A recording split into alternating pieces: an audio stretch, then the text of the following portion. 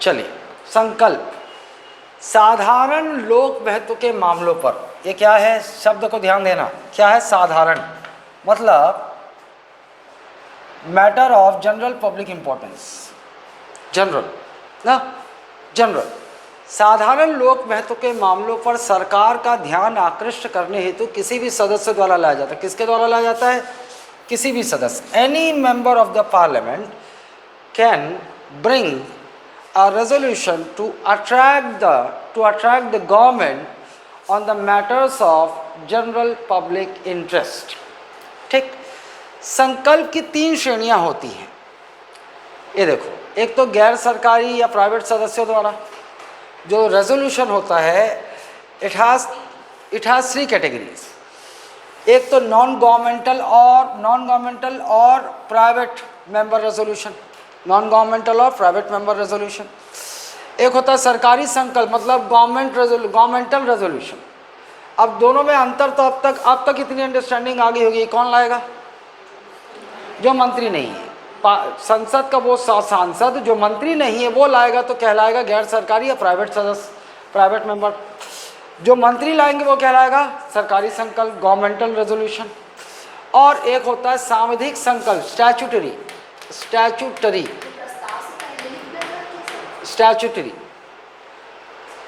प्रस्ताव से पहले नहीं, आ जाओ, अब समझ जाओ, डिटेल में आ रहा है। स्टैच्यूटरी रेजोल्यूशन गैर सरकारी व सरकारी सदस्यों द्वारा इसे संविधान के बंदों के तहत लाया जाता है। मतलब those resolutions which are brought by, ये दोनों ला सकते हैं ना, गैर सरकारी भी हो सकता है और सरकारी भी हो सकता है। मतलब केवल only a plain member and minister both can bring this, और it is brought under the provision of constitution, it is brought under the provision of constitution. ये मतलब एक जानकारी है कि यहाँ से मुझे नहीं लगता कि प्रश्न पूछेगा, लेकिन एक देखो, कभी लटके झटके कुछ भी। वैकल्पिक शुक्रवार, ऑल्टरनेट फ्राइडे को, इसके लिए जो समय दिया गया है वह ऑल्टरनेट फ्राइडे केवल, मतलब इस फ्राइडे को आपको पास समय है गैर सरकारी प्राइवेट सदस्यों को संकल्प लाने का। फिर एक फ्राइडे, अगला फ्राइडे छोड़ के फिर अगला फ्राइडे, समझ गए? इसके लिए सोमवार से गुरुवार, मतलब मंत्री को संकल्प लाने का जो समय निर्धारित है वो है मंडे टू थर्सडे ला सकते हैं, और इसके लिए कोई वो नहीं है ना। ये समझ गया कि कभी भी ला सकते हैं, ये सोमवार से गुरुवार ला सकते हैं, और ये केवल ऑल्टरनेट फ्राइडे, वैकल्पिक शुक्रवार को दोपहर बैठक में। ठीक, कभी लटके झटके आ गए तो। सभी संकल्पों पर मतदान होता है। एक और चीज़ देखो, हम लोगों ने क्या देखा था भाई, अच्छा ये देखो, ये डायग्राम बना हुआ है। ये बड़ा वाला गोला क्या है? प्रस्ताव बोले तो मोशन, इसे कहते हैं मोशन। और इसके अंदर संकल्प है, ये क्या है? रेजोल्यूशन। तो देखिए आप, हम लोगों ने बोला कि all resolutions are motions, but every motion is not a resolution. हम इस डायग्राम को जो सिलोगिज्म की भाषा में क्या बोलते हैं कि सभी संकल्प प्रस्ताव हैं, लेकिन सभी प्रस्ताव संकल्प नहीं है। ये सिलोगिज्म की भाषा में बोलते हैं। रीजनिंग जब पढ़ोगे ना तो जानोगे इसको। इसका मतलब ये है सभी संकल्पों पर मतदान होता है, मतलब अगर कोई रेजोल्यूशन है तो उस पर मतदान होगा ही होगा, लेकिन सभी प्रस्तावों पर मतदान नहीं होता। ये खाली बच गया ना, ये खाली बच गया है, तो सभी प्रस्तावों पर मतदान होता है, ये ज़रूरी नहीं है, लेकिन जो संकल्प होगा उस पर मतदान होता ही है। एक कूट वाले प्रश्नों में पकड़ लेगा ऐसा, तो सभी संकल्पों पर मतदान अनिवार्य है, लेकिन सभी प्रस्तावों पर मतदान हो ये ज़रूरी नहीं है। सभी संकल्प महत्वपूर्ण प्रस्ताव की श्रेणी में आते हैं। ये जो संकल्प है आप लोग पहले देख चुके हो, ये किसकी श्रेणी में आते हैं? महत्वपूर्ण। इसको क्या बोल लेते हैं? Substantial motion.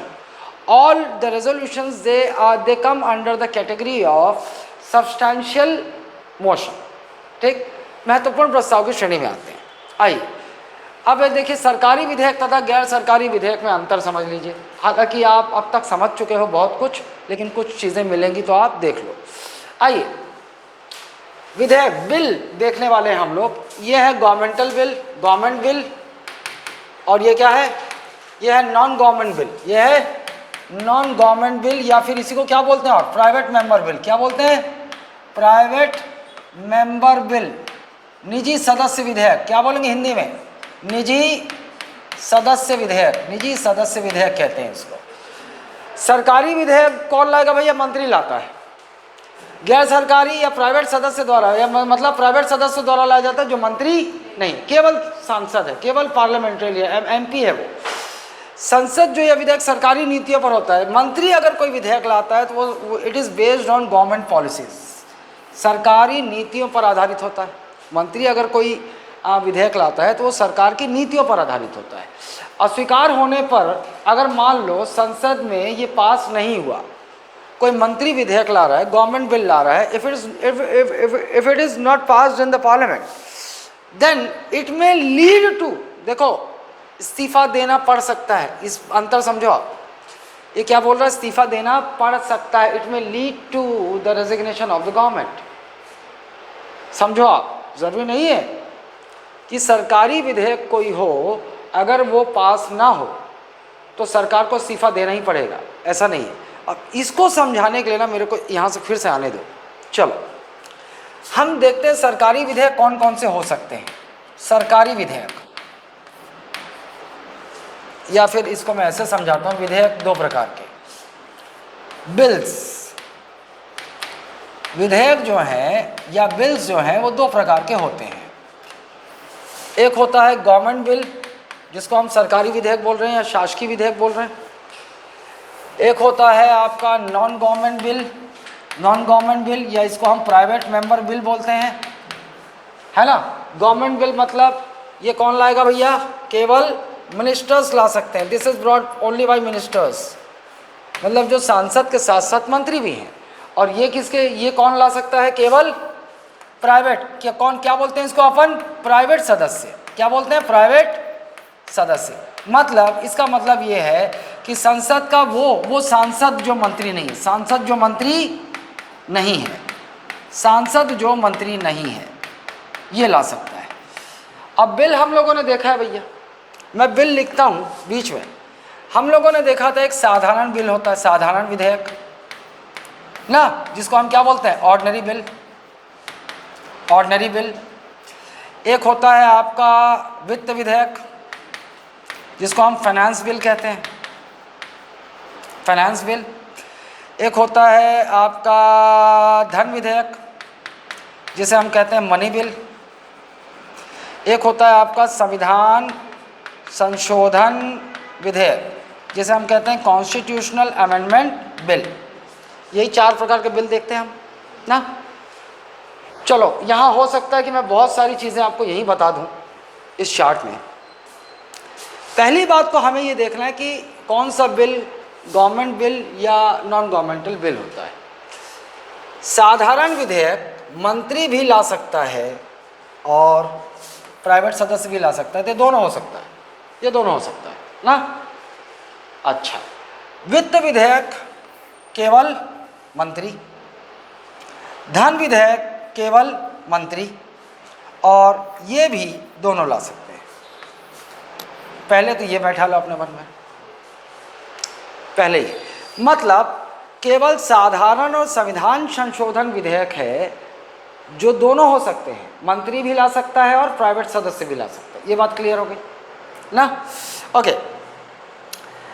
अब आपसे एक और क्वेश्चन पूछ सकता है कि राष्ट्रपति की पूर्व अनुमति चाहिए होती ना कई जगह, पूर्व अनुमति, राष्ट्रपति की पूर्व अनुमति, मतलब the bill can B brought in the two houses of या in the parliament only after prior recommendation of president।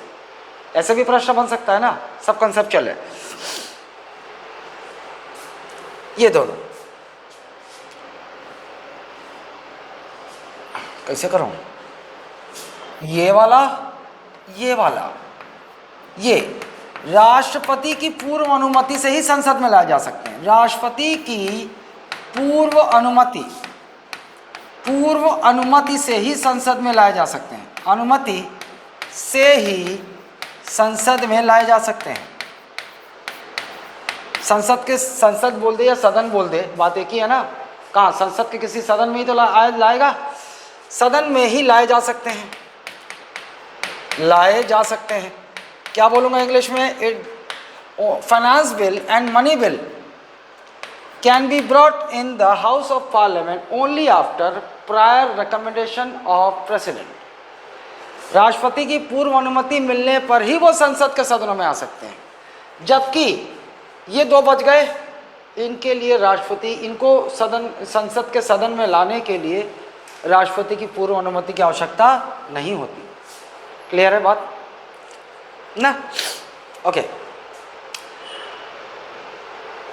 ये बताओ कि ये जो 4 बिल आपको दिख रहे हैं, 4 बिल में वो कौन सा बिल है जो अगर संसद में पास नहीं हुआ तो सरकार को इस्तीफा देना पड़ता है? ये वाला, ये जो विधेयक है, ये वाला धन विधेयक ना, और वो भी आपको मैं बता दूं, लोकसभा में, केवल कहाँ, लोकसभा में अगर पास नहीं हुआ धन विधेयक, अगर पारित नहीं हुआ तो सरकार गिर जाती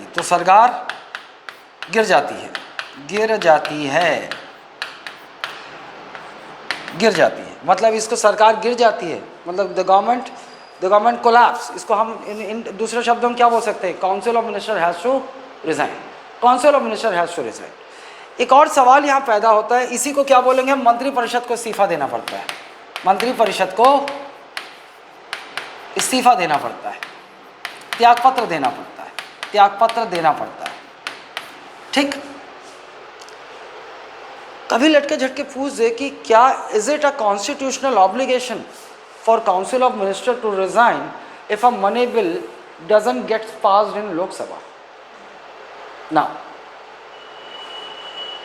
ये सरकार को नैतिक जिम्मेदारी लेते हुए सरकार को इस्तीफा देना पड़ता है, नैतिक जिम्मेदारी है ना। The government resigns taking the moral responsibility,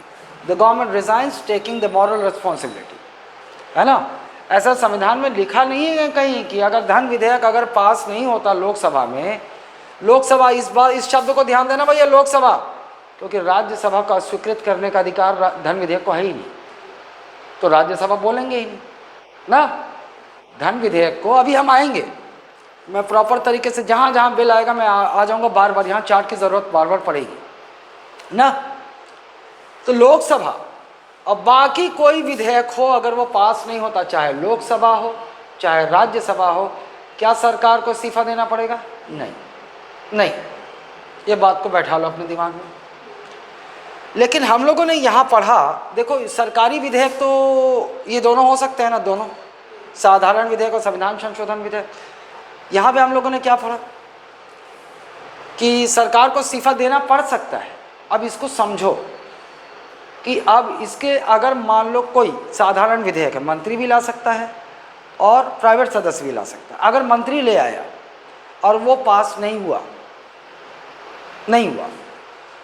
तो ही बोल रहा है ना सरकार को इस्तीफा देना पड़ सकता है। समझो आप, मान लो कोई भी साधारण विधेयक है, मंत्री ही लेकर आया, बीजेपी की गवर्नमेंट है, मंत्री लेकर आया है, वाइट हो गया,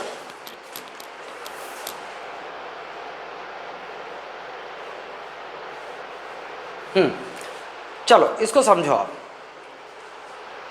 कि मान लेते हैं मंत्री लेकर आया है, मतलब सरकार की ओर से विधेयक आया है, सरकार का विधेयक लोकसभा में पारित नहीं हो रहा है, तो क्या ये सिग्नल नहीं है कि सरकार बहुमत में नहीं है ना? उसके सारे सांसद एक साथ नहीं है सरकार के साथ, फिर ऑपोजिशन तुरंत क्या करेगा, किसकी तैयारी में लग जाएगा? ऑपोजिशन तुरंत इस समय लड्डू बटेगा, अरे साला इनका बिल पास नहीं हुआ, मतलब फूट पड़ी हुई है इनमें, तुरंत यही मौका है, हथौड़ा गर्म है, लोहा गर्म है, मार दो हथौड़ा, अविश्वास प्रस्ताव गया। अविश्वास प्रस्ताव यदि पास हो गया तो सरकार गिर जाएगी। मतलब ये कारण बन सकता है सरकार के इस्तीफा देने का। इससे अगर कोई सरकारी विधेयक अगर पास ना हो, धन विधेयक को छोड़ के ना, धन विधेयक भी सरकारी, धन विधेयक तो सरकारी ही होता है, धन विधेयक को छोड़कर बाकी और कोई विधेयक अगर भाई मंत्री लेकर आता है और अगर वो लोकसभा में पास नहीं होता है तो इससे अपोजिशन को एक मौका मिल जाएगा अविश्वास प्रस्ताव लाने का, और संभावना ये है कि सरकार गिर जाएगी। समझ रहे हो? इसीलिए क्या बोला, इस्तीफा देना, क्योंकि सरकार का यदि विधेयक है, अगर मंत्री कोई विधेयक ला रहा है तो उसको पास होना ही चाहिए। अगर वो लोग, देखो राज्यसभा में जरूरी नहीं है कि जो रूलिंग पार्टी है उसका राज्यसभा में भी बहुमत हो, मेजॉरिटी हो। क्या ये ज़रूरी है? क्या ये ज़रूरी तो नहीं है ना? क्योंकि राज्यसभा में किसी राजनीतिक दल का बहुमत होगा, कैसे तय होगा? अगर उस राजनीतिक दल का ज़्यादा से ज़्यादा राज्यों में सरकार है। समझ रहे हो ना? क्योंकि राज्यसभा के सदस्यों को कौन वोट करके कौन चुनता है? हाँ, एमएलएज ऑफ लेजिस्लेटिव असेंबली, विधानसभा के विधायक चुनते हैं। और भाई जिस राज्य में जिसके विधायक, जिस पॉलिटिकल पार्टी के विधायक ज़्यादा होंगे, जाहिर सी बात है उन्हीं का राज्यसभा सदस्य चुना जाएगा, ज़्यादा चांसेस उसी के हैं। तो ये बात, ये समझ रहे हो कि बात नहीं समझ रहे हो? ये वाली बात ना। अच्छा, इसे सरकारी विधेयक को लाने के लिए सदन में 7 दिन पहले की नोटिस देनी होती है। पूछ सकता है आपसे, अगर कोई मंत्री विधेयक ला रहा है तो उस कितने दिन की प्रायर नोटिस चाहिए? 7 दिन। It needs 7 days of prior notice, 7 दिन की पूर्व नोटिस। सदन में लाने के लिए 1 माह का, ये देखो ये गलत जगह है, ये उधर होगा ना, ये लाइन यहाँ की नहीं है, ये लाइन यहाँ की, यहाँ की है। और गैर सरकारी विधेयक को लाने के लिए 1 महीने की नोटिस, 1 महीने की नोटिस ना। अच्छा, अब देखो भाई, यह सार्वजनिक मामलों पर लाया जाता है, ये सरकार की नीतियों पर लाया जाता है और ये सार्वजनिक मामलों पर लाया जाता है, और इसके अस्वीकार होने पर सरकार पर कोई प्रभाव नहीं पड़ता, क्योंकि ये प्राइवेट सदस्य लेकर आए, संबंधित सदस्य द्वारा लाया जाता है। एक और चीज़, कोई भी सदस्य जो प्राइवेट वो ला सकता है। इसे लाने के लिए कितने, 1 महीना, कितने महीने पहले की नोटिस? 1 महीना की नोटिस। विधि विभाग से परामर्श कर तैयार किया जाता है। ये जो सरकारी विधेयक होता है, क्योंकि सरकार का विधेयक है, मंत्री का विधेयक है, तो बाकायदा एक लॉ डिपार्टमेंट होता है जो प्रॉपर स्क्रूटनी करता है, उस विधेयक की जांच करता है कि कहीं गलती और त्रुटि तो नहीं, और इसमें आवश्यकता नहीं पड़ती। क्लियर है बात? आइए अब अगला जो डिफरेंस है शायद ये है। आई, ये कहाँ से आ गया है? चलो इसके बारे में भी सुन लो थोड़ा सा। युवा सांसद, आप लोगों ने आजकल देखा होगा बहुत सारे जगह पे, खासकर इंजीनियरिंग कॉलेज और यहाँ पर बड़े बड़े यूनिवर्सिटीज़ में ये प्रोग्राम होता है, यूथ पार्लियामेंट।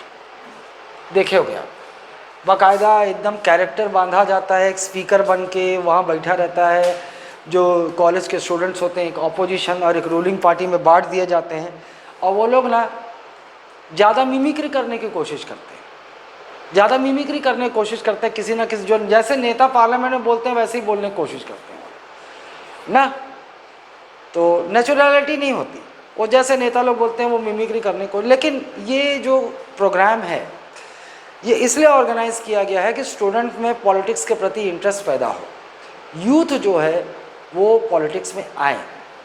ठीक, चौथा अखिल भारतीय विप सम्मेलन हुआ था, 4th all India whip conference हुआ था, कहाँ? मुंबई में। 4th कभी लटके झटके वाला है, वही 10% अचानक भयानक वाला, कि चौथा अखिल भारतीय विप सम्मेलन मुंबई में हुआ था। इसी ने रेकमेंड किया है, इसी सम्मेलन ने की रिकमेंडेशन पर यह यूथ पार्लियामेंट प्रोग्राम शुरू हुआ है ये ना।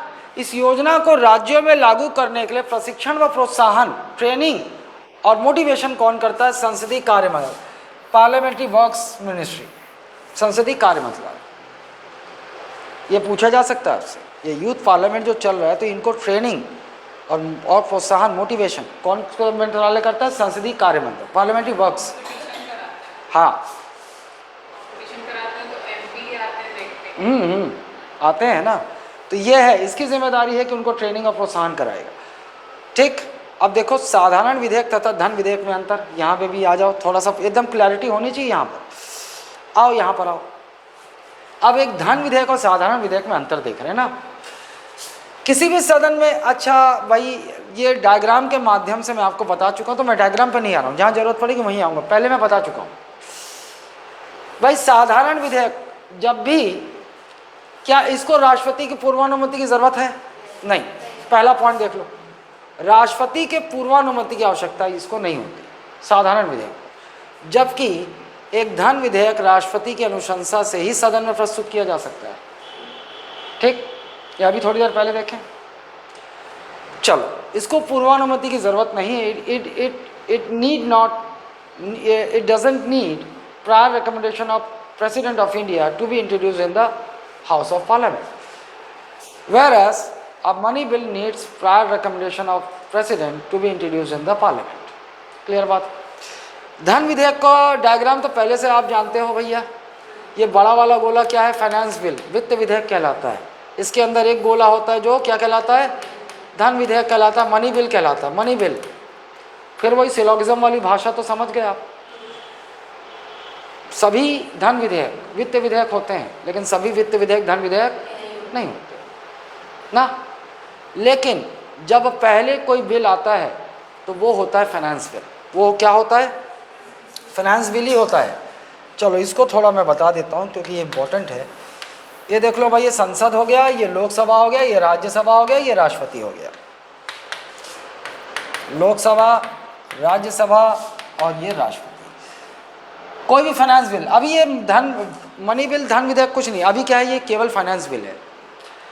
ये सबसे पहले जाएगा राष्ट्रपति के पास, और ओनली आफ्टर प्रायर रिकमेंडेशन, राष्ट्रपति की पूर्व अनुमति, अगर अनुमति मिली तो ही ये संसद में जाएगा, संसद के सदनों में जाएगा। और मुझे बताओ, प्रायर रिकमेंडेशन के बाद ये कहाँ जाएगा? सबसे पहले प्रस्तुत कहाँ होगा? लोकसभा में। ये कहाँ प्रस्तुत होगा? लोकसभा में। इंग्लिश में क्या शब्द हो ये इस्तेमाल करोगे? Introduced. So a money bill, a finance bill can be introduced only in Lok Sabha. पहला पॉइंट, इंट्रोड्यूस्ड या प्रस्तुत से मतलब क्या समझोगे आप? दोनों सदनों में सबसे पहले, दोनों सदनों में सबसे पहले। ये बात क्लियर है? प्रस्तुत के लिए हिंदी में देखो, आपको मैं बता रहा हूँ, कुछ और शब्दों का प्रयोग हो जाता है। पूरा स्थापित, प्रख्यापित ना, इंग्लिश में चोचला नहीं है ना। ओके, क्यों ऐसा किया गया कि एक फाइनेंस बिल सबसे पहले लोकसभा में ही इंट्रोड्यूस होगा? क्यों कैसा किया गया? क्यों? क्योंकि लोकसभा का जो अध्यक्ष होता है, संविधान ने इसे ही शक्ति दे रखी है to determine a money bill, to determine a money bill. A money bill, धन विधेयक की पुष्टि का अधिकार किसको दे रखा संविधान ने? स्पीकर को। इसीलिए वो लोकसभा में जाता है। फिर स्पीकर बताएगा, अलग करके बताएगा कि भैया ये क्या है? फाइनेंस बिल है, वित्त विधेयक है, और ये क्या है, या फिर क्या है? ये मनी बिल है, ये बताएगा। क्लियर है बात? ओके, इसलिए समझ गए इस बात को? ठीक। तो देखो, यहाँ पे धन विधेयक लिखा है, लेकिन भाई इससे पहले क्या है? अरे कहाँ गए रे? अबे हाँ, फाइनेंस बिल और मनी बिल दोनों के लिए बात हो रही है। ये कौन ला सकता है भैया? ये केवल गवर्नमेंट बिल हो सकता है। मतलब it can be brought only by ministers, केवल मंत्री द्वारा ही लाया जा सकता है। ये वहाँ धन लिखा है, लेकिन समझ जाओ, इस डायग्राम में समझ जाओ, वित्त विधेयक, क्योंकि पहले पता ही नहीं होता कि ये वित्त है कि फाइनेंस है, तो इसको केवल मिनिस्टर्स ही लाते हैं। तो दोनों के लिए मिनिस्टर, दोनों को केवल मिनिस्टर लाते हैं, और दोनों को प्रायर रिकमेंडेशन की जरूरत पड़ती है। और दोनों ही कहाँ इंट्रोड्यूस होते हैं, कहाँ प्रस्तुत किए जा सकते हैं? लोकसभा। क्लियर बात? ठीक। आइए, ये देखो वही लिखा हुआ है। तो ये बात किसके लिए हो रही है? ये दोनों बात, ये वाली बात फाइनेंस, देखो किस पर लागू होती है। ये भी फाइनेंस बिल पर भी लागू होता है, ये भी फाइनेंस बिल पर लागू होता है, ये भी फाइनेंस बिल पर लागू होता है। बात क्लियर है?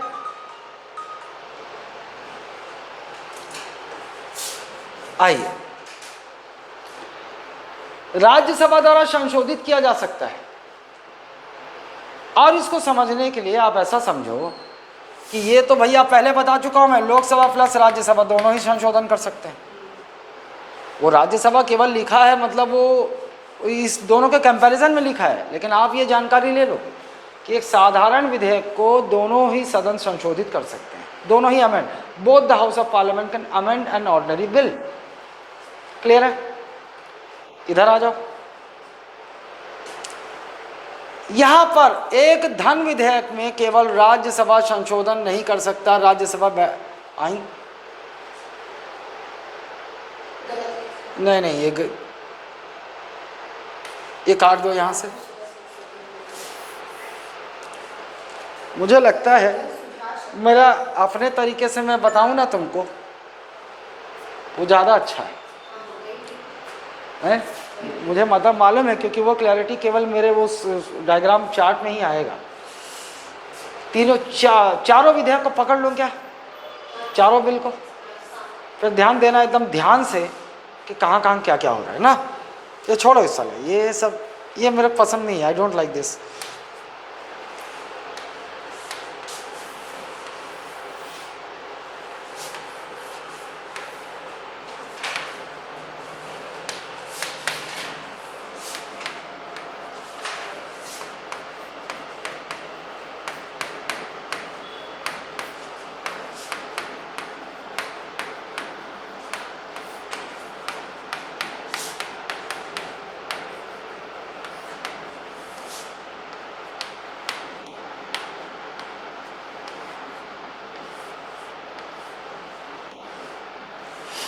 चलो अब मैं यहाँ से डेडिकेट कर देता हूँ पूरा बिल को ना,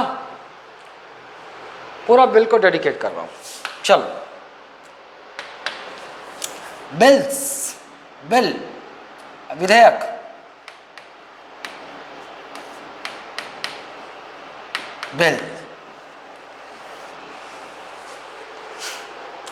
बिल दो प्रकार के सबसे पहले आप जान गए, एक होता है गवर्नमेंट बिल, जिसे हम हिंदी में कहते हैं सरकारी विधेयक, या फिर शासकीय विधेयक। क्यों कहते हैं? क्योंकि इसे केवल मंत्री ला सकता है, मंत्री द्वारा लाया जाता है, it is brought only by A minister जाता है ना। एक होता है नॉन गवर्नमेंट बिल, या फिर इसे प्राइवेट मेंबर बिल कहते हैं, हिंदी में गैर सरकारी विधेयक या फिर अशासकीय विधेयक। क्लियर है?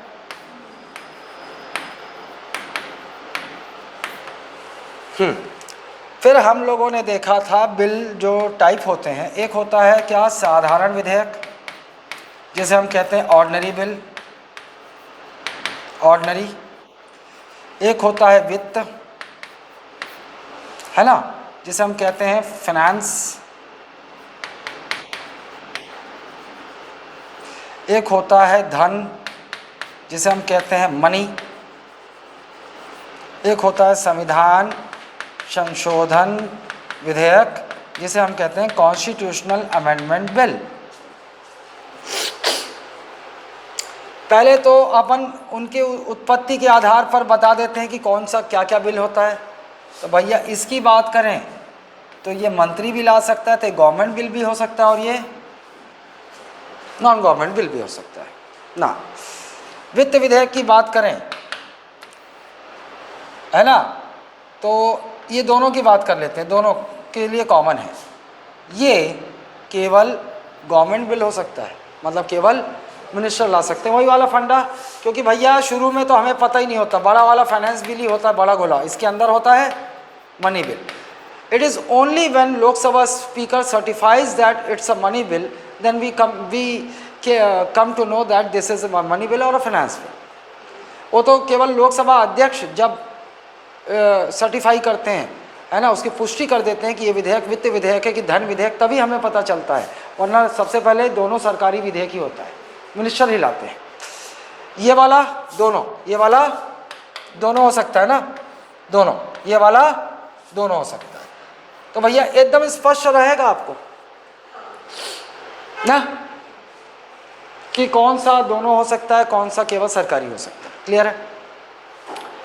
अच्छा, फिर प्रायर रिकमेंडेशन की बात कर ले कि किसको लाने के लिए हमें प्रायर रिकमेंडेशन की ज़रूरत पड़ती है। तो केवल ये जो कॉमन बना है ना, इसी को सदन में लाने के लिए राष्ट्रपति की पूर्व अनुमति चाहिए। राष्ट्रपति की पूर्व अनुमति, it needs prior recommendation of president of India to be introduce in the houses of parliament ना, पूर्व अनुमति चाहिए। यहाँ तक क्लियर हो गया ना? अच्छा, यहाँ से अब मैं आगे चलता हूँ और आगे मैं चलता हूँ साधारण विधेयक में चलता हूँ। सबसे पहले ऑर्डिनरी बिल, क्योंकि ऑर्डिनरी बिल पर दोनों सदनों की शक्ति, सारे अलग अलग प्रकार के विधेयक हैं, तो संसद के दोनों सदनों की शक्तियाँ भी अलग अलग हो सकती हैं और राष्ट्रपति की शक्ति भी अलग अलग हो सकती है। बात को ध्यान रखना, दोनों, है ना? चलो,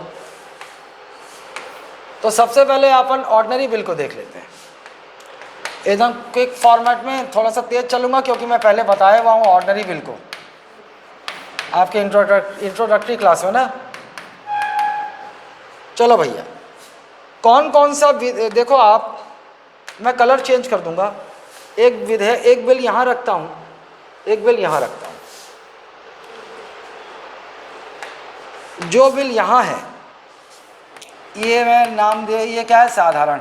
ये है क्या है? साधारण।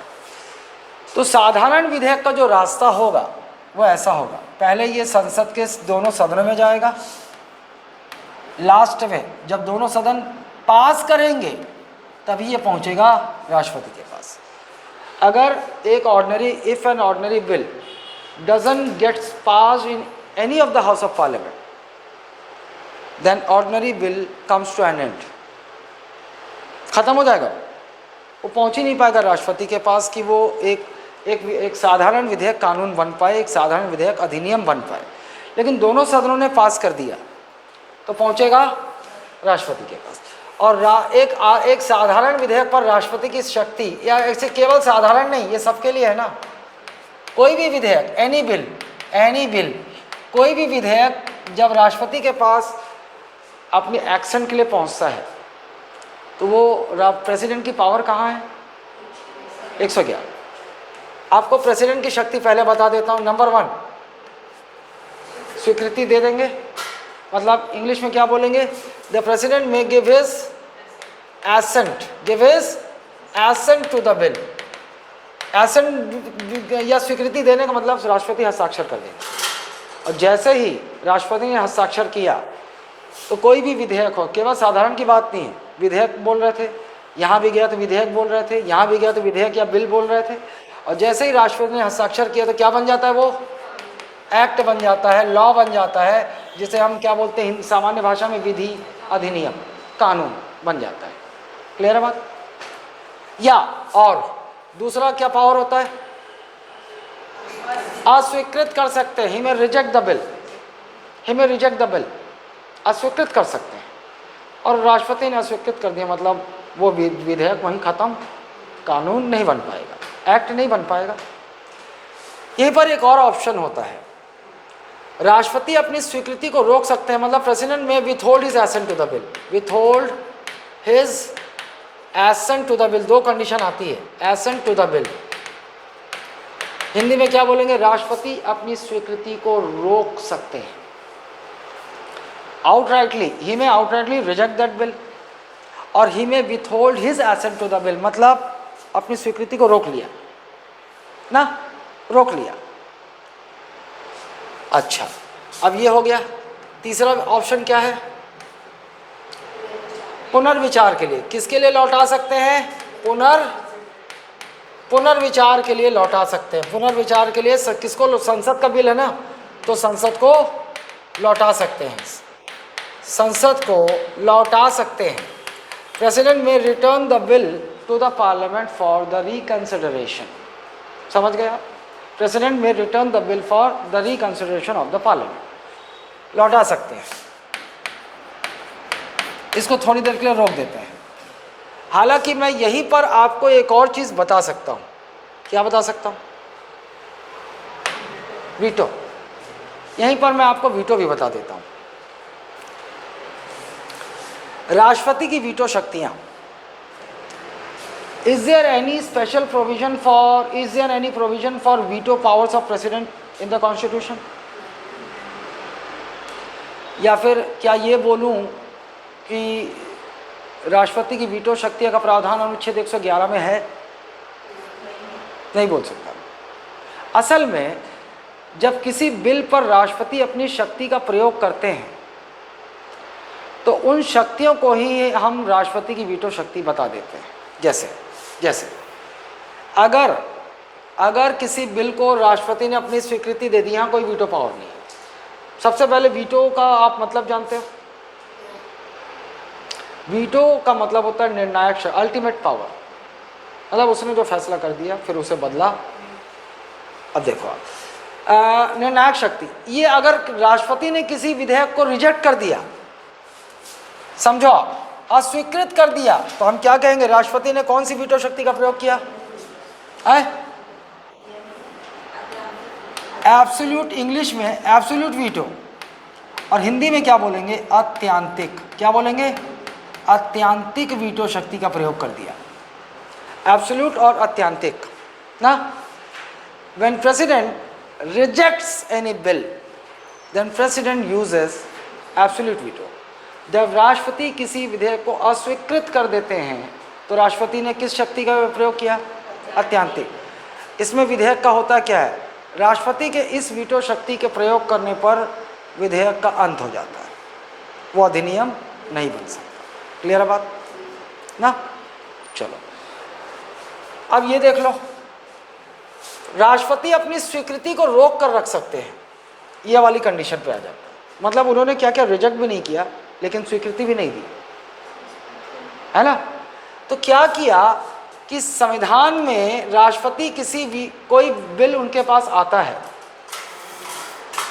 तो कितने समय में, एक साधारण बिल की बात कर रहा हूँ, कितने समय में राष्ट्रपति को अपनी स्वीकृति देनी है, इस समय अवधि का उल्लेख नहीं। There is no time interval mention in the constitution that under this period of time president has to give his assent to the bill, नहीं है। तो राष्ट्रपति जब कोई बिल जब दोनों सदनों से पास होकर राष्ट्रपति के पास आता है, when any bill passed by both the houses reaches to the president of India. मैं कौन है रे सारा?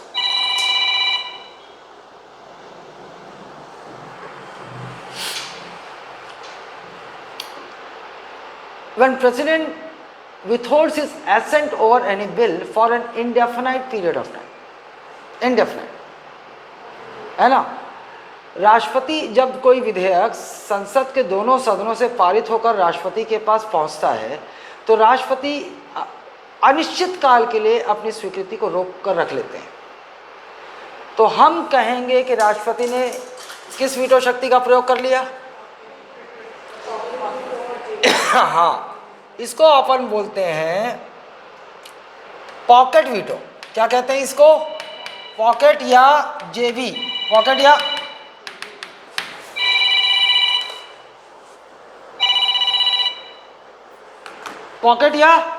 जेवी वीटो।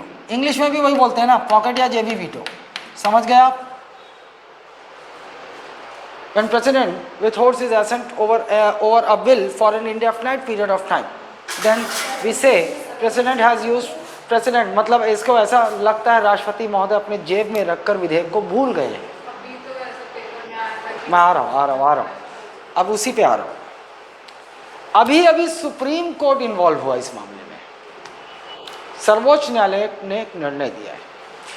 सर्वोच्च न्यायालय ने एक निर्णय दिया कि अगर कोई विधेयक संसद के दोनों सदनों द्वारा पास कर लिया गया है तो राष्ट्रपति हो या राज्यपाल, राज्य में राज्यपाल हो या राष्ट्रपति, वो 3 माह से अधिक रोक कर नहीं रख सकता। 3 माह से अधिक मतलब 3 माह अगर बीत गया तो पारित मान लिया जाएगा। ये रिजेक्ट कर सकता है उससे पहले करना है तो क्या बोलते हैं जो राज्यपाल राष्ट्रपति को वो सुनो 3 माह से अधिक मतलब अ प्रेसिडेंट और governor according to the recent judgement of supreme court, supreme court president के लिए भी है, गवर्नर के लिए भी है। स्टेट में गवर्नर होता है और यहाँ प्रेसिडेंट और governor can not withhold their assent over a bill for more than 3 months। ये बात ध्यान रखना, अभी अभी बदला है ये। मतलब अब हम कह सकते हैं कि राष्ट्रपति या राज्यपाल के पास पॉकेट वीटो या जेबी वीटो नहीं है। समझ रहे हो? कह सकते हैं, क्योंकि अब क्या है, सुप्रीम कोर्ट ने टाइमलाइन बांध दिया। तो ये पास हो गया है, सुप्रीम कोर्ट जजमेंट दिया। भाई आपको पता है ना, संविधान का अंतिम व्याख्या करने का अधिकार किसका है? हाँ, अब सरकार एक बिल लाए, संविधान संशोधन विधेयक लाए और संशोधन करके डाल ही दे उसमें कि राष्ट्रपति के लिए कोई अनिश्चित काल कोई सीमा नहीं है, तब तो सुप्रीम कोर्ट का जजमेंट फेल हो गया। लेकिन जैसा जब होगा तब देखा जाएगा। अभी सुप्रीम कोर्ट का जजमेंट ये है, समझ गए आप? अच्छा, अब ये भी नहीं करना चाहते तो ये कर लेते। अच्छा, इस बीच ऐसा नहीं कि 3 महीने के भीतर प्रेसिडेंट या राज्यपाल विधेयक को अस्वीकृत नहीं कर सकते हैं। इसकी बात, इसका मतलब ये नहीं है। राष्ट्रपति और राज्यपाल के पास ये वीटो है, अस्वीकृत कर सकते हैं। अब आइए तीसरा विकल्प, राष्ट्रपति को लगा कि भाई बिल तो अच्छा है लेकिन इसमें ये सुधार की आवश्यकता है, तो राष्ट्रपति क्या कर सकते हैं? पुनर्विचार के लिए संसद को लौटा सकते हैं। और जैसे राष्ट्रपति ने तीसरी शक्ति का प्रयोग किया तो बिल पहुंच जाएगा वापस उसके हाथ में जिसने लाया था। वो साधारण विधेयक है, मंत्री भी हो सकता है और प्राइवेट सदस्य भी हो सकता है। फिर इनकी मर्जी कि राष्ट्रपति ने जहाँ जहाँ पर अपने टिप लिखी है, आपत्ति जताई है, ये चाहे तो उसको सुधार कर बिल को वापस लाए या फिर ऐसे ही रहने दें, है ना। नाउ अब फिर से सुधार कर, है ना, द अमेंडेड बिल और the bill the earlier bill as it was फिर से लाया जाएगा। फिर से वही बात, किसी भी सदन में प्रस्तुत साधारण विधेयक के लिए हम जानते हैं ना, पहला फैक्ट क्या याद रखना है इसके लिए, जब ये संसद के दोनों सदनों से गुजर कर राष्ट्रपति के पास जाएगा तो पहला पॉइंट हमें याद रखना है कि एक साधारण विधेयक किसी भी सदन में प्रस्तुत किया जा सकता है, किसी भी सदन में प्रस्तुत किया जा सकता है, किसी भी सदन में प्रस्तुत। इंग्लिश में क्या बोलेंगे? N ordinary bill can be introduced in either of the house of parliament. वो जो ला रहा है ना, उसकी मर्जी, वो चाहे तो लोकसभा में प्रस्तुत कर दे, चाहे तो, अच्छा चलो लोकसभा में प्रस्तुत कर दिया मान लो उसने पहले, तो एक साधारण विधेयक पर लोक शक्ति देख लेते हैं। भाई साधारण गवर्नमेंट बिल भी हो सकता है और नॉन गवर्नमेंट बिल भी हो सकता है। एक तो ये जानकारी यहाँ आ गई। हाँ भैया, आ गया लोकसभा में।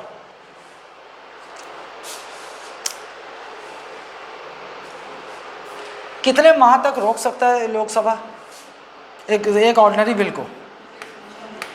Lok Sabha can withhold an ordinary bill for maximum up to 6 months, maximum 6 months, 6 महीने तक रोक सकता है ना।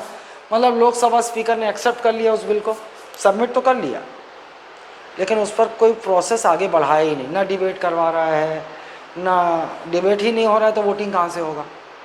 नहीं कर रहा। What happens to an ordinary bill after the expiry of 6 months? ये भी एक सवाल है। अगर बिल को जिस दिन सदन ने सबमिट कर लिया, स्वीकृत कर लिया है अपने यहाँ, उस दिन से काउंटडाउन शुरू हो गया। 6 माह अगर इस बिल का फैसला नहीं हुआ तो 6 माह पश्चात इस बिल का क्या होगा? अंत हो जाएगा, स्वतः ही अंत हो जाएगा। It will automatically come to an and.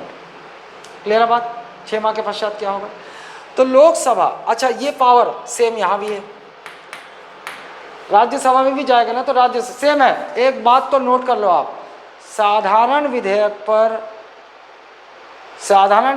और संविधान संशोधन विधेयक पर एक पॉइंट कहीं पर लिख लो, लोकसभा और राज्यसभा दोनों को इक्वल पावर है ना, समान शक्ति है।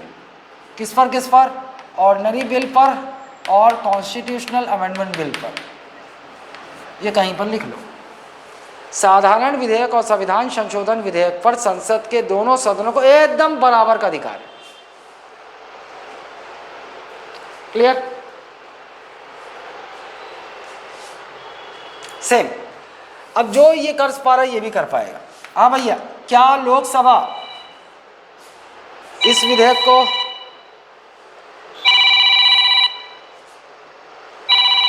अबे हेलो। हाँ भाभी नमस्कार, मैं क्लास में हूँ, माँ का मोबाइल मेरे पास है, पापा को लगा लीजिए।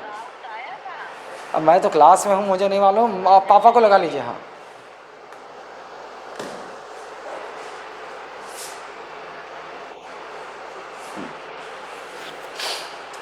अब एक इस बिल पर दोनों सदनों को अमेंडिंग पावर की बात कर रहे हैं, दोनों कर सकते हैं, दोनों ही इस बिल पर संशोधन कर सकते हैं। पहली बात, सेम ना, सेम पावर। ये विधेयक, अच्छा कोई भी बिल हो, एक और कॉमन चीज़ है चारों बिल में, कौन से वे बहुमत से पारित होंगे? साधारण बहुमत। यहाँ भी साधारण बहुमत, ऑर्डिनरी मेजॉरिटी चाहिए, या ऑर्डिनरी या सिंपल मेजॉरिटी, यहाँ सेम पावर। अब फिर अगर मान लो यही फेल हो गया तो बिल आगे जा पाएगा? नहीं जा पाएगा। फिर एक सदन से पास होगा तभी दूसरे सदन में जाएगा, दूसरा सदन भी पास कर देगा तभी राष्ट्रपति के पास जाएगा। बात क्लियर है? राष्ट्रपति ने मान लो विधेयक को दोनों सदनों से पास हो गया, राष्ट्रपति ने पुनर्विचार के लिए लौटा दिया तो वो वापस यहीं पहुंच जाएगा उसी रूप में। या फिर दोबारा अगर दोबारा वो बिल किसी हाउस में फेल हो गया, ऑर्डिनरी मेजॉरिटी से पास नहीं हुआ तो बिल खत्म। लेकिन अगर दोबारा पास हो गया तो फिर जाएगा प्रेसिडेंट के पास, फिर से पहुंच गया राष्ट्रपति के पास। लेकिन इस बार अगर किसी साधारण विधेयक को राष्ट्रपति ने पुनर्विचार के लिए लौटाया है, फिर से दोनों सदनों ने पारित कर दिया उसे साधारण बहुमत से, तब मतलब दूसरी बार राष्ट्रपति बाध्य है स्वीकृति देने के लिए। राष्ट्रपति के पास एक ही विकल्प होगा, राष्ट्रपति बाध्य है किसके लिए? स्वीकृति देने के लिए। इंग्लिश में क्या बोलेंगे? The president of India, if a bill is returned back by the President of India for reconsideration of Parliament, and if that bill again gets passed by both the houses with amendment or without amendment, then President of India is bound to give his assent to the bill. President of India now doesn't have any alternative. वो बाध्य होंगे स्वीकृति देने के लिए, उनके पास बाकी दोनों विकल्प कट गए, उनको देना ही पड़ेगा। बात क्लियर है? क्लियर? ओके, ये ऑर्डिनरी बिल की बात हो गई। अब अपन आते हैं, इसी में मैं संविधान संशोधन का बता देता हूँ, फिर फाइनेंस और उसमें आते हैं। अब एक संविधान संशोधन, अभी मैं कलर चेंज कर देता हूँ, इसी में बता रहा हूँ ना। अब मैं किसकी बात कर रहा हूँ? संविधान संशोधन विधेयक की बात कर रहा हूँ, कॉन्स्टिट्यूशनल अमेंडमेंट बिल की बात कर रहा हूँ। सेम है, आपको पता है कोई भी ला सकता है, एक गवर्नमेंट बिल भी हो सकता है और नॉन गवर्नमेंट बिल भी हो सकता है। सेम प्रोसेस, किसी भी सदन में प्रस्तुत हो सकता है ना, और दोनों सदन में लाया जा सकता है, और दो सेम है, पूरा सेम। 6 माह तक रोक लिया मान लो तो ख़त्म, संशोधन हो सकता है तो उस पर भी संशोधन हो सकता है, और साधारण बहुमत से। अच्छा एक और चीज़, संविधान संशोधन विधेयक बस याद रखना कि 3 प्रकार के बहुमत से पारित होता है, अलग अलग रिलेटेड, जिसको मैं आपको बहुमत में पढ़ा चुका हूँ, तो मैं उतना डिटेल नहीं जाऊँगा। लेकिन एक संविधान संशोधन, केवल मैं कहाँ यहाँ की बात कर रहा हूँ, मैं यहाँ की बात, यहाँ पर बहुमत की, जब दोनों सदनों में साधारण एक संविधान संशोधन विधेयक को 3 प्रकार से हो सकता है ना।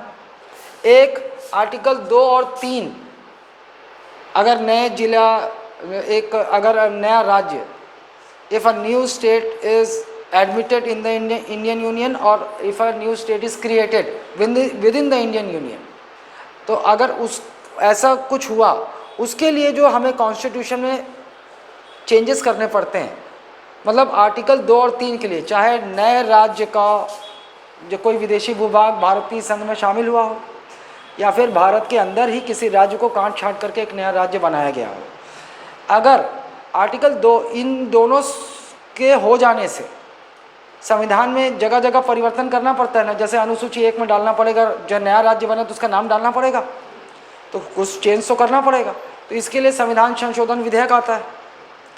तो अनुच्छेद 2 और 3 से संबंधित संविधान संशोधन विधेयक साधारण बहुमत से पारित होते हैं। कैसे पारित होते हैं? साधारण बहुमत से, ऑर्डिनरी मेजॉरिटी से। any constitutional amendment bill related to article 2 and 3 is passed by both the houses by ordinary majority ना। लेकिन आपको मैं डिटेल नहीं जा रहा हूँ भाई, क्योंकि पूरा समय खा जाएगा ये। बहुमत में मैं आपको पढ़ाया हूँ।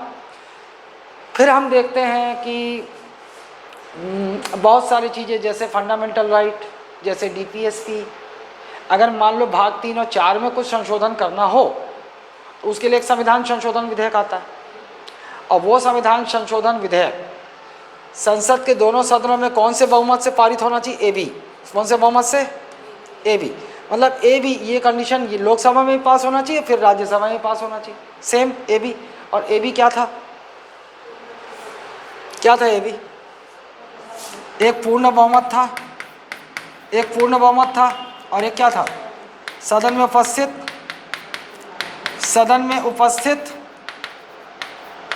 और मतदान का 2/3 बहुमत, मतदान का 2/3 बहुमत। इंग्लिश में बोल देता हूँ टोटल मेजॉरिटी, या फिर majority of the total strength of the house. इसका मतलब 2/3 majority of the members present and voting in the house. दोनों कंडीशन फुलफिल होने चाहिए, तभी पास माना जाएगा। जैसे लोकसभा में आया एक संविधान, और किससे रिलेटेड एक शॉर्ट में बता दें, एफआर फंडामेंटल राइट में कुछ परिवर्तन करना हो, या डीपीएसपी में अगर इसमें कुछ संशोधन करना हो तो ये वाला चाहिए, ये वाला बिल आएगा। और इसको इस प्रकार से, मतलब वोटिंग हो गई, मान लो लोकसभा की बात कर लें, वोटिंग हो गई तो हम लोगों ने देखा कि 543 लोगों की स्ट्रेंथ है, 270 लोगों ने फेवर में किया। मान लो उस दिन 43 एब्सेंट है, तो कितने लोगों ने वोटिंग की? 500 प्रेजेंट है, 500 में से 480 लोगों ने वोटिंग की, 270 लोगों ने फेवर में किया, और 210 लोगों ने, ये रिजल्ट आया हमारे पास वोटिंग के बाद। चेक करेंगे ये भी दोनों कंडीशन। पूर्ण बहुमत है क्या? पूर्ण बहुमत का हम क्या समझते हैं? पूर्ण बहुमत से सदन की कुल जो सदस्य संख्या है उसका 50% से अधिक होना चाहिए, है क्या? पहले ही फेल हो गया ना। चलो इसको थोड़ा बदल देते, पहले एक भी फेल हो गया तो गया, पास नहीं होगा। लेकिन हम मान लेते हैं कि 272 लोगों ने पक्ष में किया था और 208 लोगों ने विपक्ष में। अब चेक करते हैं यह है क्या? 272 पूर्ण सदस्य संख्या का 50% से अधिक है, पास हो गया पहला। इसको चेक करना पड़ेगा, अभी ये बाकी है। उपस्थित और मतदान, कितने लोगों ने मतदान किया है? इसका 2/3 है क्या? वो है?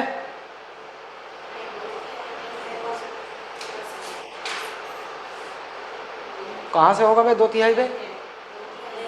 होना चाहिए था, ये 2/3 भी होना चाहिए था, तब ये फेल हो गया, मतलब पास नहीं हो पाया। दोनों फुलफिल होना चाहिए, दोनों, समझ गए? और एक होता है अपना आपका कौन सा? एबी, संसद के दोनों सदनों में एबी से, यही वाला पास होना चाहिए, प्लस फिर क्या बोलता है? आधे से अधिक। हालांकि बहुत आराम से जाने वाली चीज़ है, कोई नया स्टूडेंट अभी देखेगा, क्योंकि मैं आपको मेजॉरिटी पढ़ा चुका हूँ तो आप तुरंत पकड़ लेना चाहिए। दोबारा मैं उतना समय नहीं दे सकता यहाँ पर ना। आधे से अधिक राज्य बोल दे या फिर राज्य विधानसभा, बात एक ही है। राज्य विधान सभाओं की स्वीकृति चाहिए, कि क्या चाहिए? स्वीकृति, approval of more than half of the state legislative assemblies. समझ गए आप ना? अभी टोटल बताओ कितने विधानसभा है हमारे यहाँ?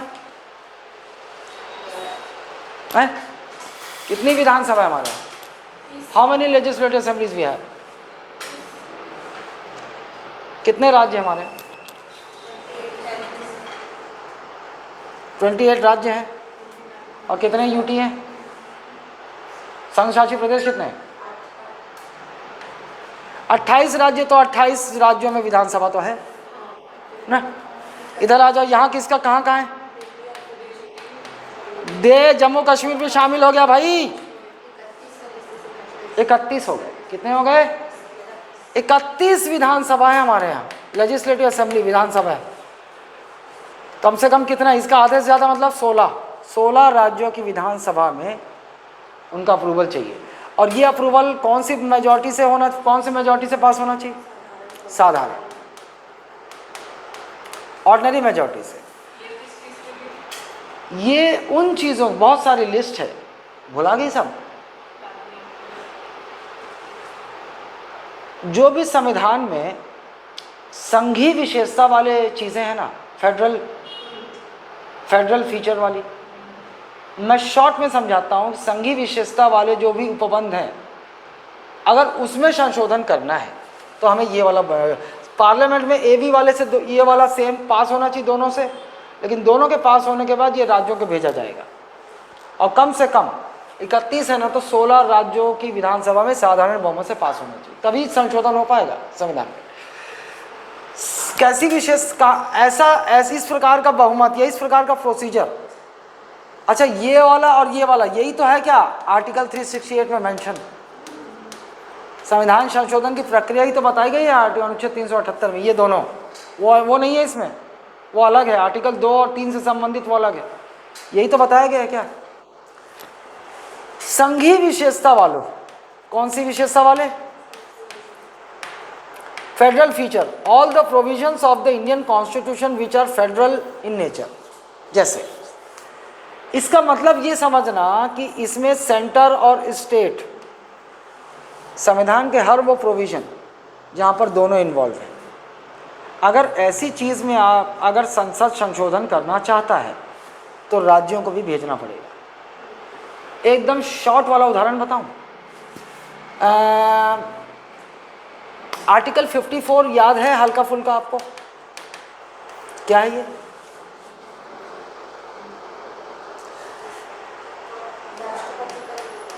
क्या है?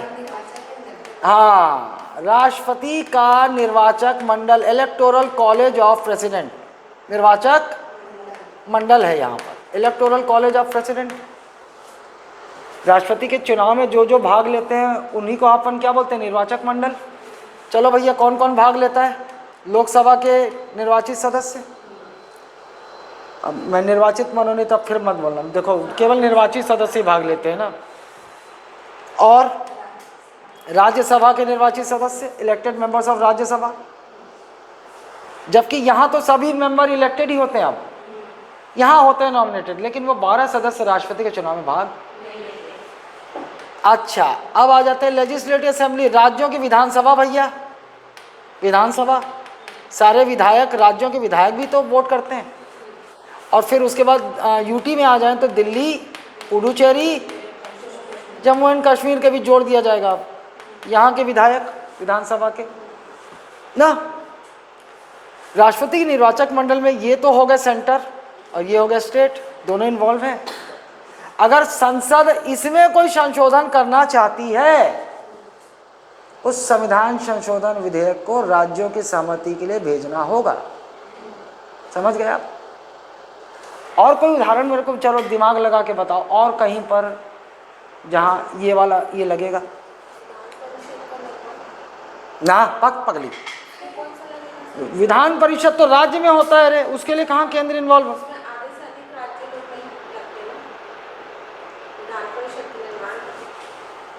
विधान परिषद के निर्माण में नहीं, राज्य में वो प्रस्ताव इस बहुमत से पास होना चाहिए, राज्य में, विधानसभा में, और संसद में साधारण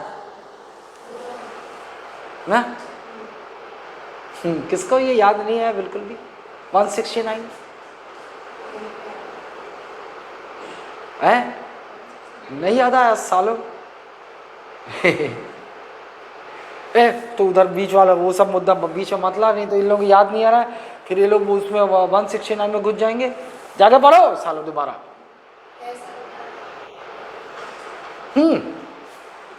अरे यार, अनुसूची 7 क्या है बताओ तो मेरे को? Schedule 7, what is schedule 7? अरे, division of legislative powers between centre and states, संघ और राज्यों के बीच विधायी शक्ति का बंटवारा, सूचियां है ना वो। भाई ये तो संघ और राज्य दोनों इन्वॉल्व है ना। अगर इसमें संशोधन करना है, फिर से भेजा जाए, संसद में पहले एबी से पास होना चाहिए, राज्यों के भेजा जाएगा। अरे एक शॉर्ट, राज्य और दोनों राज्य और जो केंद्र इन्वॉल्व होगा उसमें अगर संशोधन करना होगा तो इसका होगा। हाँ, संविधान के हर वो प्रावधान जिसमें दोनों जुड़े हुए हैं, केंद्र और राज्य दोनों जुड़े हुए हैं, ऐसे जगह में यदि संसद, एक बात तो क्लियर कर लो भैया, संविधान संशोधन विधेयक, पहली बात इस बिल के लिए एक और खास चीज भाई, साधारण वित्त धन केंद्र में भी आते हैं, राज्यों में भी आते हैं, लेकिन ये संविधान संशोधन विधेयक ऐसा है जो केवल संसद में ही आता है, केवल संसद में, राज्यों को इस पर अधिकार नहीं है। पहले एक बात है ना, बात ये क्लियर हुई। अब इसको राष्ट्रपति की पूर्वानुमति नहीं चाहिए, मैं अगर होता तो यहां बनाया होता, कोई पूर्वानुमति नहीं चाहिए, दोनों सदन से पास होगा, रिक्वायर्ड बहुमत से राष्ट्रपति के पास जाएगा। अब एक संविधान संशोधन विधेयक पर ध्यान दो आप, अगर संविधान संशोधन विधेयक को दोनों सदनों ने रिक्वायर्ड बहुमत से पास कर दिया है तो राष्ट्रपति को स्वीकृति देनी ही होगी, कोई विकल्प नहीं, स्वीकृति देनी ही होगी। President has to give his assent to an constitution amendment bill, कुछ नहीं कर सकता वो, एक ही ऑप्शन है, देना पड़ेगा। और आपको याद आ रहा है वो कॉन्स्टिट्यूशन संविधान संशोधन अधिनियम भी बताया था, याद है कौन सा? हाँ, ईयर 2000 है, याद तो मेरे को भी वही आ रहा है, 24वां संविधान संशोधन 1971। एक बार लेट मी चेक इट, क्या होता है। मैं ये सब एक यही विषय है जिसके लिए मुझे कोई तैयारी की ज़रूरत नहीं है कभी भी, है 24th कॉन्स्टिट्यूशनल अमेंडमेंट एक्ट 1971। ठीक, सही याद आ रहा था।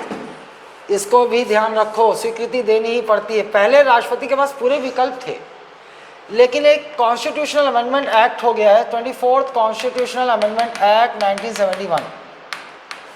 इस संविधान संशोधन द्वारा ये कह दिया गया है कि अगर किसी संविधान संशोधन विधेयक को संसद के दोनों सदन पास करते हैं तो राष्ट्रपति उसे अस्वीकृत नहीं कर सकते, उनको अपनी स्वीकृति देनी ही पड़ेगी। President has to give his assent to a constitutional amendment bill if 71, if it is passed by both, if it gets passed by both the houses। ठीक है, संविधान संशोधन क्लियर हो गया, दो बिल मेरे ख्याल से एकदम क्लियर है। Will come after break finance और मनी के लिए। अब आ जाओ फाइनेंस बिल और मनी बिल के लिए।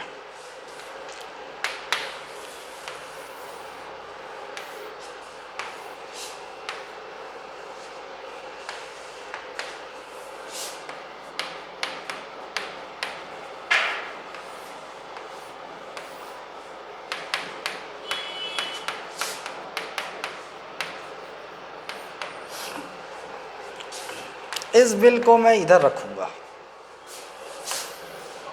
और फिर वैसे ही यह है फाइनेंस बिल यानी कि वित्त विधेयक, और इसके अंदर होता है धन विधेयक यानी कि मनी बिल। जैसा कि हम पहले देख चुके हैं, राष्ट्रपति की पूर्व अनुमति से ही यह सदन में जाएगा। राष्ट्रपति की पूर्व अनुमति, prior recommendation, with prior recommendation of president, पूर्व अनुमति, प्रायर रिकमेंडेशन।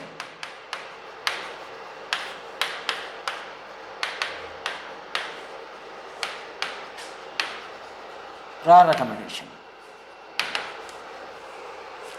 और उसके बाद कहाँ जाएगा ये? It can be introduce only in Lok Sabha. ये लोकसभा में इंट्रोड्यूस किया जा सकता है। हिंदी में प्रस्तुत, प्रख्यापित, पुनः स्थापित। इसका मतलब क्या होता है? सबसे पहले कौन से सदन में लाया जा सकता है? लोकसभा। उसके बाद क्यों लाया जा सकता है? मैंने आपको बताया था, क्योंकि लोकसभा अध्यक्ष, स्पीकर को संविधान ने यह शक्ति दी है कि यही सर्टिफाई करेंगे, he is to certify a money bill, certify a money bill. ये बताएंगे कि कोई विधेयक फाइनेंस बिल है कि मनी बिल। छोटी सी भाषा में समझ जाओ, मनी बिल ये अनुच्छेद 117 में है। फाइनेंस बिल कहाँ है? आर्टिकल 170। मनी बिल कहाँ है? Article 110। Definition of money bill, आपसे पूछे कि धन विधेयक की परिभाषा कहाँ दी गई है? 110, और वित्त विधेयक की 117। याद होना चाहिए आर्टिकल ना। अब लोकसभा स्पीकर क्या करेंगे? संविधान के अनुच्छेद 110 में वो विशेष पूरा परिभाषा दी गई है कि ये चीज़ होगी तो वो होगा धन विधेयक।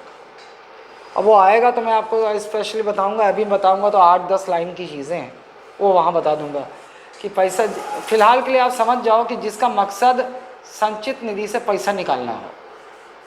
The purpose of a money bill is to extract money from the consolidated fund of India. Common, ये पूर्ण डेफिनेशन नहीं है, और भी चीज़ें हैं, लेकिन वो जब आएगा तब मैं बताऊँगा, ठीक है।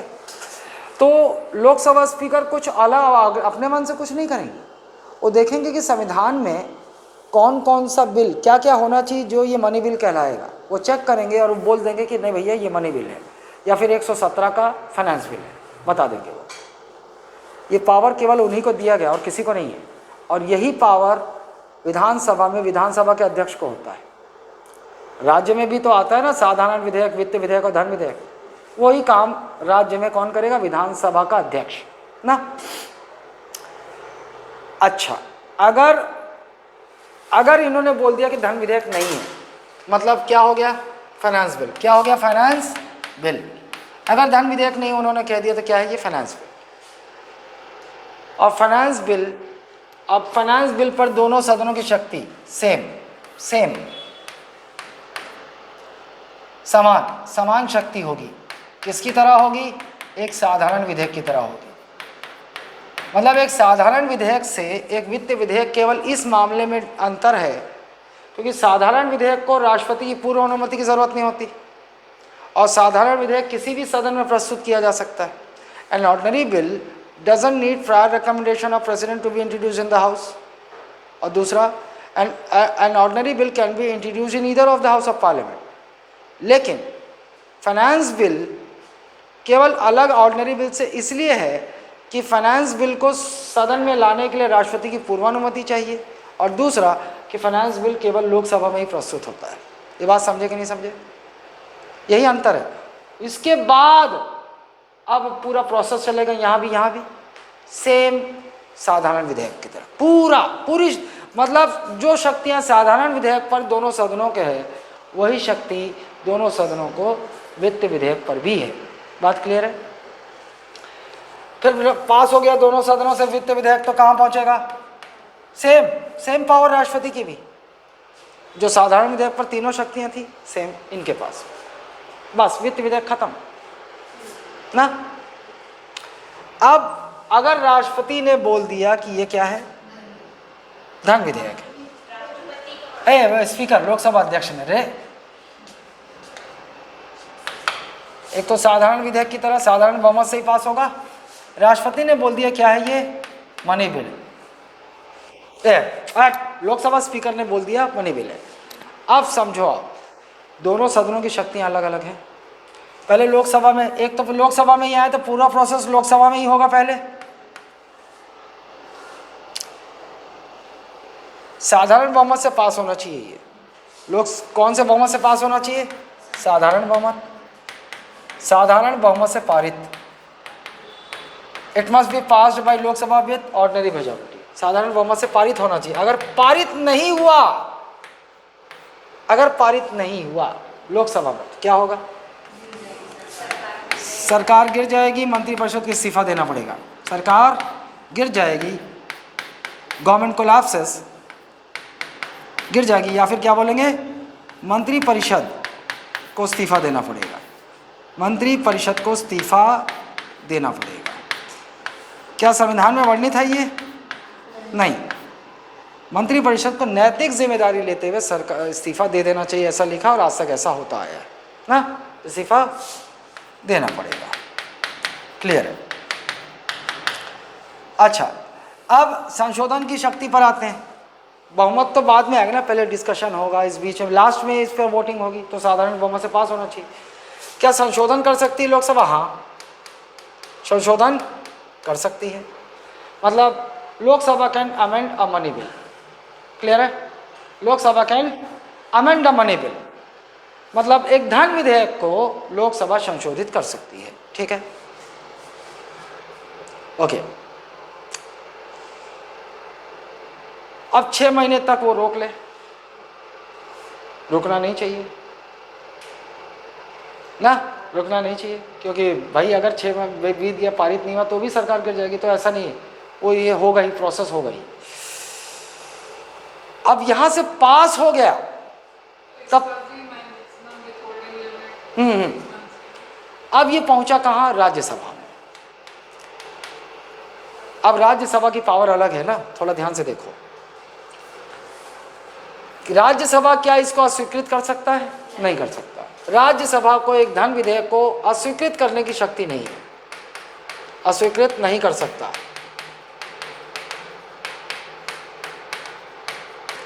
और अगर मान लो 6 माह रोक लिया, 6 माह बीत गया, तो धन विधेयक पारित मान लिया जाता है। नहीं नहीं नहीं, 1 माह नहीं है, रुको रुको, पारित मान लिया जाएगा, रुको तो सही, पारित मान लिया जाएगा। यहाँ थोड़ा सा मैं बहुत खोजने की कोशिश किया, लेकिन वो एग्जैक्ट मिल नहीं रहा है, लेकिन आप अभी 6 माह ही मानो ना। जबकि और सारे बिल में क्या हो रहा था, अगर 6 माह तक रोक लिया, रुक जा, वो अधिनियमित 75 दिनों के भीतर अधिनियमित हो जाना चाहिए, वो मैं आ रहा हूँ, वहाँ पे आ रहा हूँ। अगर 6 माह बीत गया और मतलब अस्वीकृत तो कर ही नहीं सकता ना ये, 6 माह तक कुछ भी नहीं किया। अच्छा एक और चीज़, नहीं sorry sorry sorry sorry sorry, रुक जाओ, यहाँ पे 6 माह नहीं होगा, यहाँ पे 6 माह नहीं होगा, यहाँ पर होगा 14 दिन। यहाँ पर क्या होगा? 14 दिन, सॉरी सॉरी, यहाँ पर 14 दिन। अगर 14 दिनों तक राज्यसभा ने इसको अपने पास रखा तो 14 दिनों के बाद क्या हो जाएगा? अब मनी बिल पारित मान लिया जाएगा। देखो राज्यसभा अधिकतम कितने दिनों तक रोक सकता है इसको? 14 दिन। अधिकतम कितने दिनों तक अपने पास रोक सकता है? 14 दिन ना। अगर 14 दिन बीत गए, जब राज्यसभा में लाया गया ना ये बिल, तो 14 दिन वहाँ से काउंटडाउन शुरू। 14 दिन, तो आपसे पूछे कि for the what is the maximum period of time Rajya Sabha can withhold a money bill? 14 days. 14 दिन बीत जाने के बाद a money bill is deemed to have been passed by Rajya Sabha, पारित मान लिया जाता है ना, लिया जाता है, ये मान लो। अच्छा संशोधन की पावर पे आते हैं। क्या राज्यसभा एक धन विधेयक को संशोधन कर सकता है, संशोधित कर सकता है? नहीं कर सकता। एक बात और नोट कर लो इसको, Rajya Sabha doesn't have amending power over a money bill.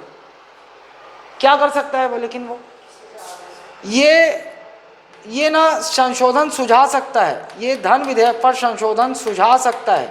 किसको?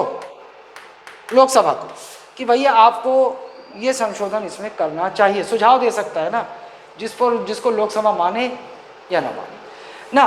Rajya Sabha doesn't have amending power over a money bill. Rajya Sabha एक धन विधेयक को संशोधित नहीं कर सकता।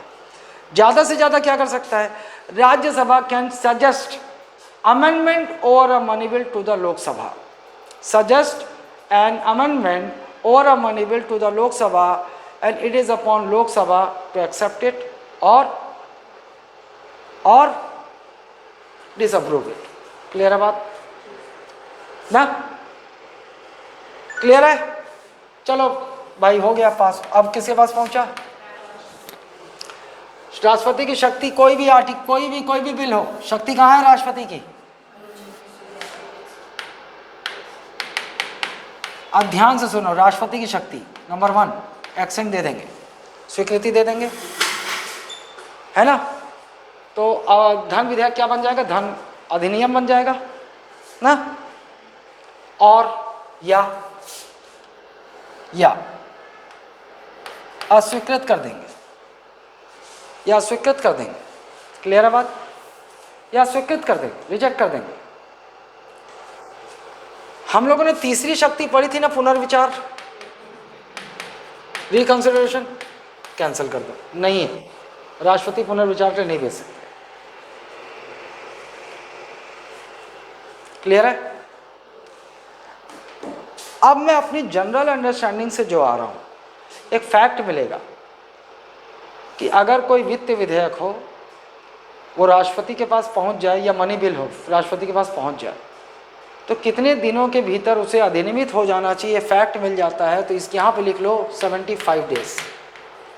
एक वित्त विधेयक या धन, फाइनेंस बिल और मनी बिल दोनों कितने राष्ट्रपति के पास पहुंच जाए तो राष्ट्रपति को अपनी स्वीकृति मतलब कितने दिनों के भीतर दे देनी चाहिए?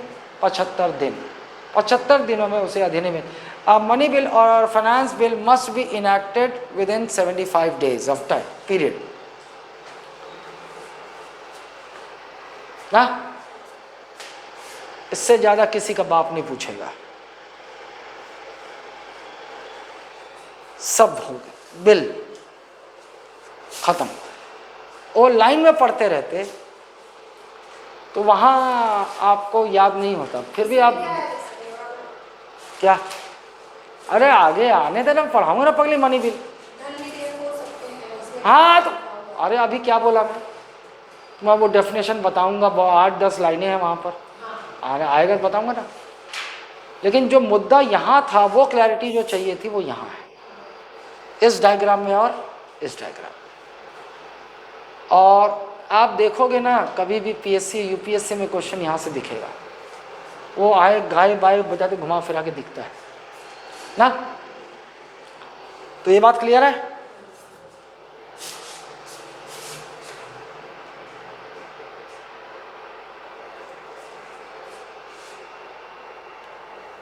ये बताने की जरूरत है क्या? हो गया सब ना?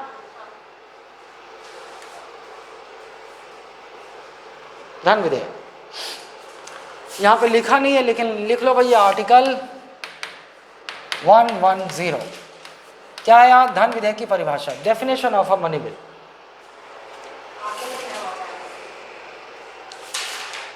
धन विधेयक माना जाता है लोकसभा अध्यक्ष द्वारा यदि निम्नलिखित में कोई भी उपबंध हो, किसी कर का, कोई भी टैक्स से संबंधित, देख लो आप, अधिरोपण इंग्लिश में लिखे हो,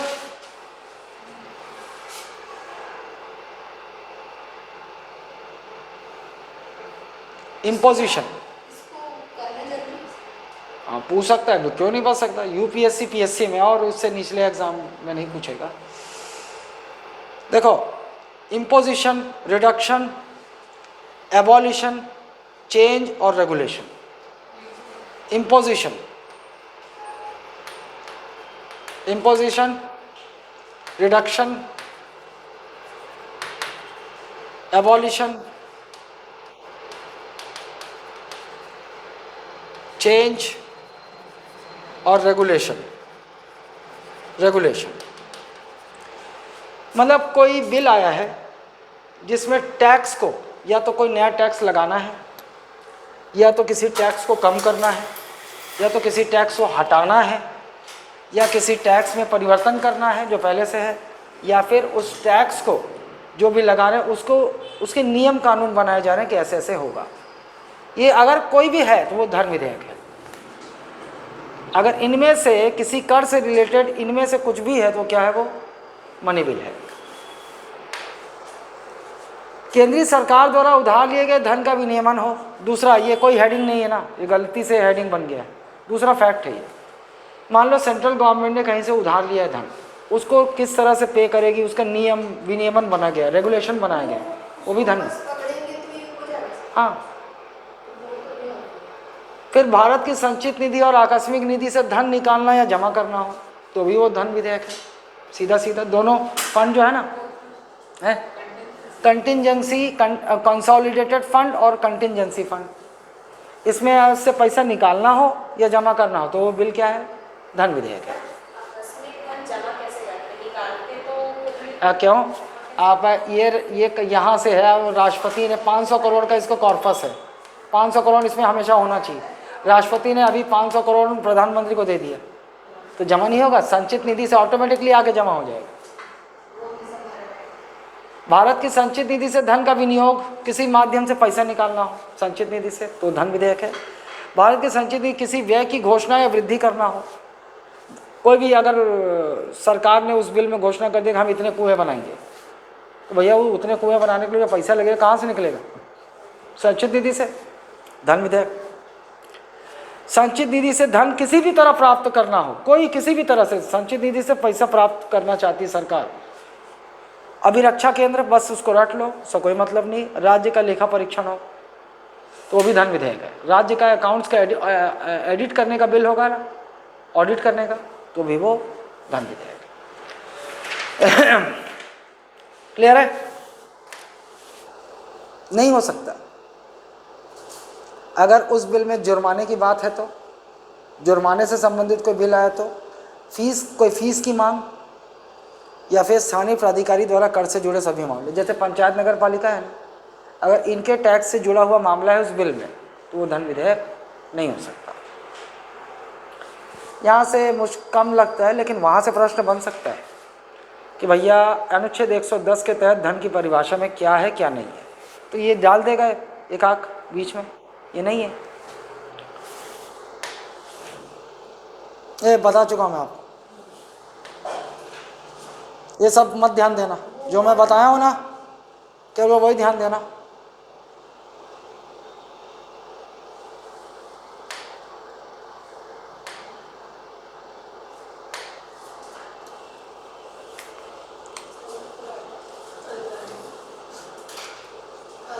ये इस मुद्दे को तो मैं पढ़ा चुका हूँ क्या?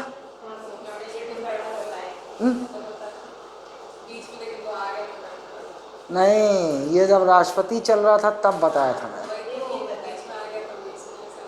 तो याद है।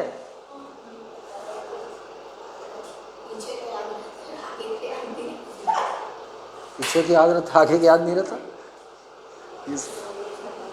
है ना। चलो अब देखो, ये है संयुक्त बैठक है, अब आने वाला है, बस आने ही वाला है। ये दे उसमें क्या होता है, सवाल बता। है साला शॉर्ट वाला है, अभी बहुत बड़ा मुद्दा है ये।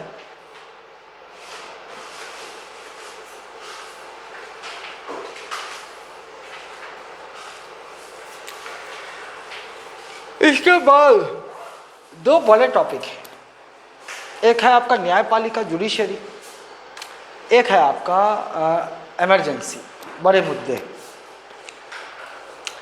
जो मेरे ख्याल से दोनों मिलाकर कम से कम 7-8 क्लास लेंगे। संसद के बाद विधानमंडल केवल 2 क्लास में, ऐसे इसी से बताऊंगा, खत्म हो जाएगा। संसद अगर आपने पढ़ लिया ढंग से तो विधानमंडल 1-2 घंटे क्लास में खत्म। फिर मुद्दा आएगा न्यायपालिका, और वो बड़ा मुद्दा है। उसके बाद छुट चीज़ें, सभी अनुच्छेद तो नहीं पढ़ेंगे। जो अनुच्छेद में बताऊंगा केवल उतना ही जानना, जितना मैं बोलूंगा केवल उतना ही याद कर लो।